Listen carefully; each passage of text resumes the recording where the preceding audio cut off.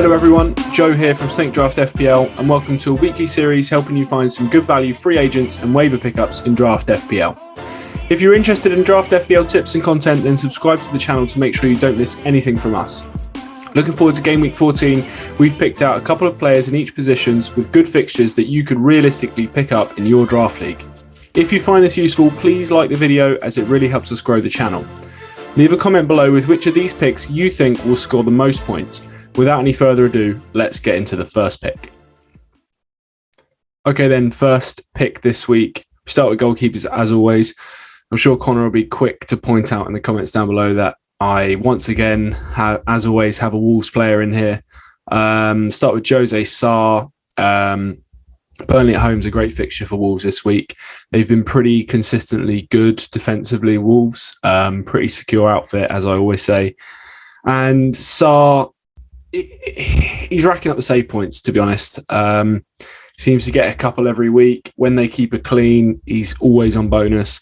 In the last 3 clean sheets, he's got 7 bonus points, 2 of which maximum bonus, 3 bonus points. I just think he's a great goalkeeper pick this season. And if he's free in your league, now's a great week to pick him up because, like I said, Burnley at home, it's a great fixture. Okay, next up, we've got Meslier of Leeds. Palace at home this week. For them, Leeds have been better defensively recently. Seems to me like they're trying to focus on the defensive side of their game a bit more. With the likes of Bamford injured, they don't really have the firepower to try and outscore teams. So it looks like they're trying to keep things a little bit tighter. And Meslier, we all know, is a great shot stopper. Palace have been playing well, but they're not particularly clinical. And I could see this being sort of a tight game. I could see Leeds keeping them at arm's length, really. So I do quite like the Meslier pick this week.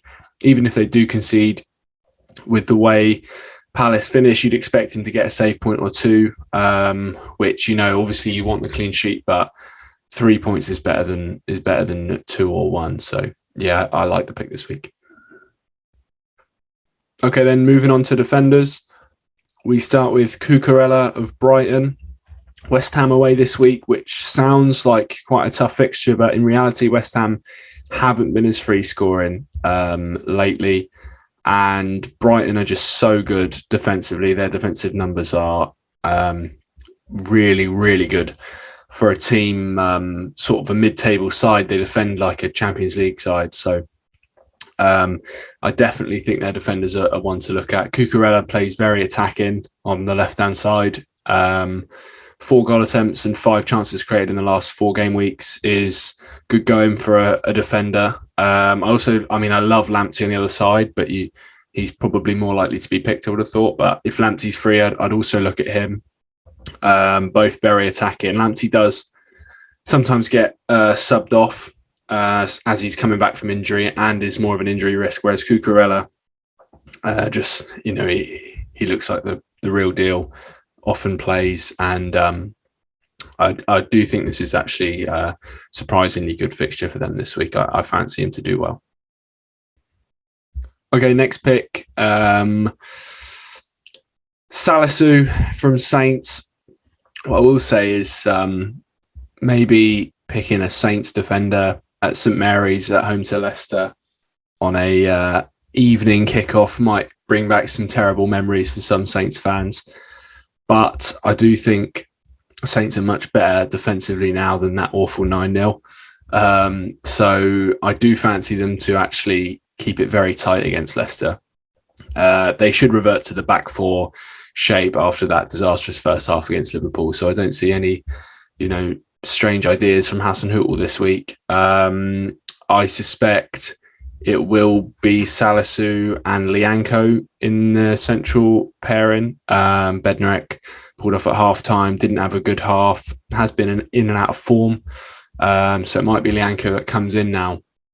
And, you know, Livramento on the right and maybe Perro or Walker-Peters at left-back. But that the fullbacks can all kind of rotate. So I'm a bit worried with like a midweek game it could be any of the three of them that miss out. So Salisu is definitely my favourite pick. They've only conceded 4 goals at home from the 6 home games they've played this season, and 3 clean sheets out of 6 is pretty good because they've had some tough fixtures. And Leicester haven't particularly looked fluid in attack.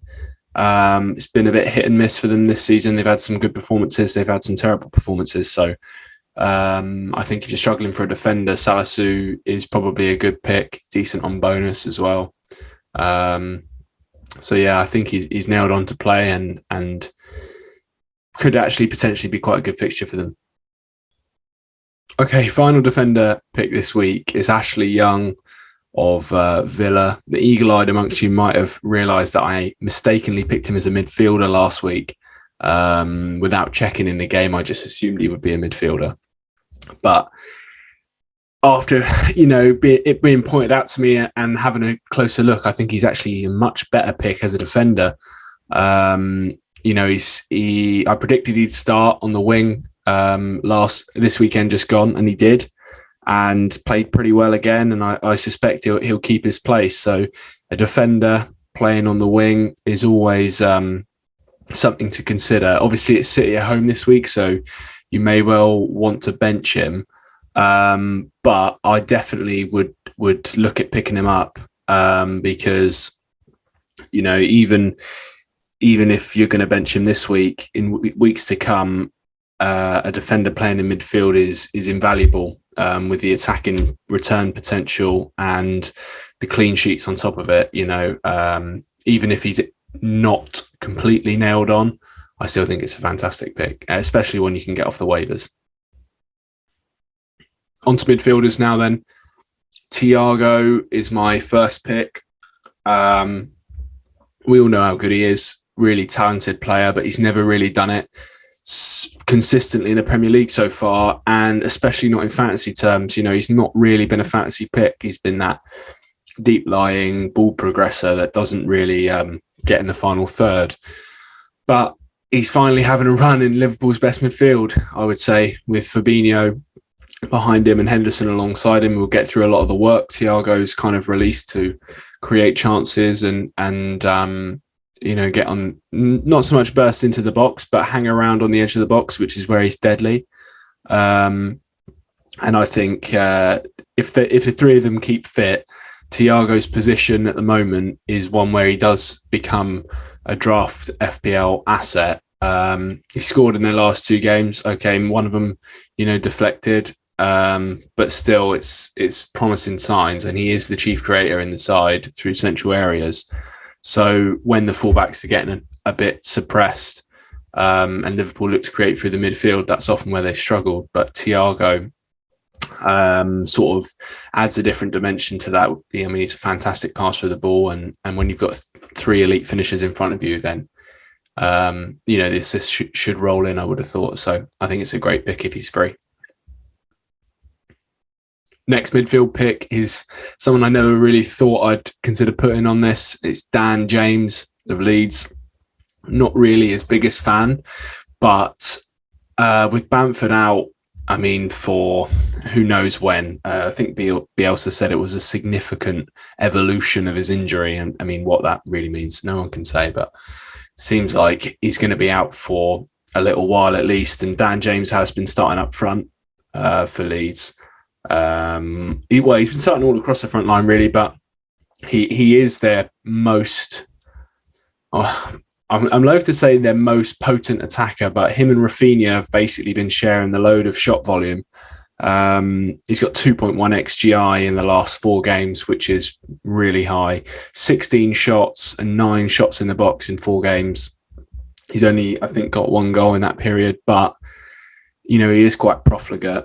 But if he can get a real strike a bit of form, then I don't think anyone can stop him really. With this amount of shot volume, you think the returns are bound to come in for him. So, yeah, not my favourite player, but actually definitely a decent pickup. Okay, last midfield pick from me this week is John McGinn of Villa. I know it's City at home this week. Not the best fixture, but he has been playing well since Gerrard came in, and McGinn is one of those players that's very, very streaky. You often see that he'll, once he hits a bit of form and he scores a goal or two, he will go on a run of returning. He scored a good goal last week, and I could see it continuing. Potentially, City at home isn't great, but you never know. And I just think if he's on the waivers and you've got a midfielder you need to pick up, I don't think he's a bad option, because he's going to play. Worst case scenario, he comes off your bench for 2 points, but he does have a goal in him, and he is very, very streaky. So if you can catch him at the start of that run, then you could benefit massively from that. Right, then on to forwards. As always, forwards are tough waiver picks, especially once you get into the bigger leagues. It's always thin on the ground. My first pick this week, pretty uninspiring, but you want someone that you think's going to play at least. That's the bare minimum. And Sargent for Norwich does look like he's going to play. Come on at half-time against Saints and performed pretty well. He started the most recent game, played about 70 minutes, and looked pretty good. So I think he's probably going to start this week, and it's Newcastle away. Newcastle are just so bad at the back. They're bottom in basically every metric. They are the team that are just going to keep conceding. Eddie Howe's not a great defensive coach. As exciting as his teams are at times, he's never, ever coached a good defensive side. I don't see how he's going to change that at Newcastle, really, with the players they've got. And just with his style, doesn't seem like the goals are going to stop going in. So Norwich, okay, they've not been free scoring, but these are the kind of games you have to target. And if you need a forward, if you're struggling with injuries, maybe you've got DCL, Bamford, the likes of those. Sargent could be a good pick. He seems pretty likely to start, and I wouldn't be surprised if he got something at Newcastle, because they're just so bad. Okay, last pick of the week, another uninspiring forward. It's Rodrigo of Leeds. He's been playing in the number 10 role recently, which isn't ideal for a forward. And he's not creating massive amounts of chances, but he is getting consistent minutes. They do have a decent fixture this week. He is going to start, and he may well plug a hole for you in your side.